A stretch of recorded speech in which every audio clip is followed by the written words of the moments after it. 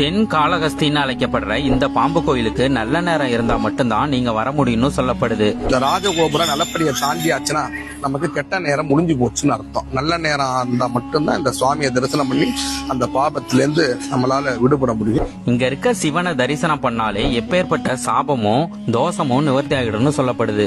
இங்க நவக்கிரகங்கள் கிடையாது. நவக்கிரகத்துக்கு உண்டான அனைத்து சக்தி இந்த சிவபெருமான் இருக்கிற வாசி இந்த சிவனை நம்ம தரிசனம் பண்ணாவே எல்லா நவக்கிரகாதி தோஷங்கள்லாம் நிவர்த்தி ஆகிறதா இது. அது மட்டும் இல்லாம ராகுவும் கேதுவும் ஏக சரீரமா இருந்து இதயத்துல சிவனை வச்சு காட்சியளிக்கிறாங்க. ராகு உடம்பு, கேதுல இதயத்துல சிவன் இருக்காருங்க. சர்ப்ப சுரூபமான தன்னுடைய சுய ரூபத்துல இருக்காங்க. இந்த கோயிலுக்கு பரிகாரம் பண்ணனீங்கன்னா நமக்கு ஏற்படக்கூடிய தடைகளும் தோஷமும் நிவர்த்தி ஆகிடும்னு சொல்லப்படுது.